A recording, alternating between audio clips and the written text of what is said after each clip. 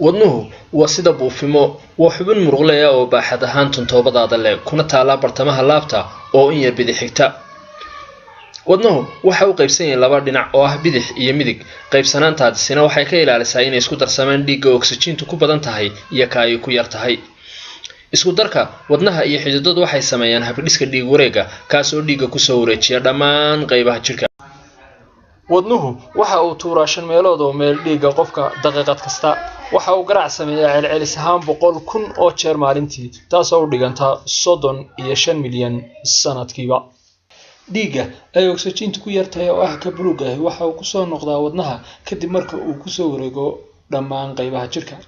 dhinaca midig ee wadnaha oo ka kooban dhagyaro iyo calool yaro dhiigga ayay qabtaan oo ku tuuraan sanbabada iyagoo sii marinaya halbowle sanbabeedka sanbabadu dib ay u cusboonaysiiyaan dhiigga iyagoo ku soo daraya oksijiin cusub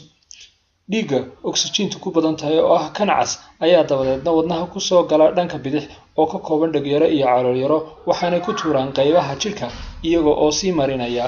garka wadnaha si ay u siiyaan dhammaan qaybaha jirka oksijiin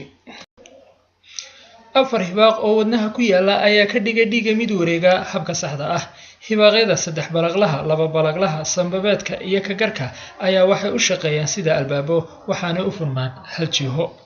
hibaaq kasta waxa uu xidhmaa oo furmaa mar halkii garaac wadneedba kaas oo ah hal hilaadii hal mar ilbriqsigiiba garaaca wadnuhu waxa uu shaqeeyaa isu urur iyo kala fidis isu ururka waxa la yiraahdaa systole kala fidistana waxa la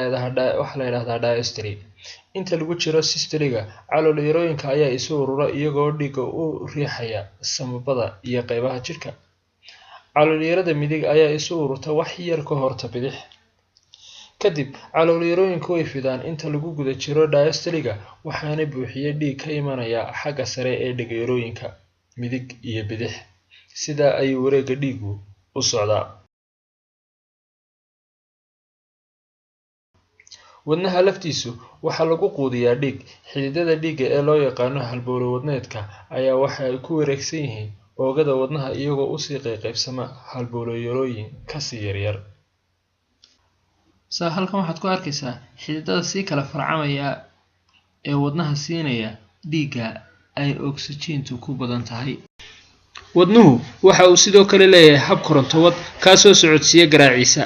dhambaalo koronto ayaa ka bilaabma xagga sare ee dhageerada midig raacana marino u gaar ah oo taga calool yarooyinka iyagoo bixiya sanyaalaha ah in wadnuhu garaac sameeyo habkaas qulqulka danabka ayaa ku ilaaliya wadnaha habsami u socodkiisa kaasoo isna kaxeeya dhiig wareegga jirka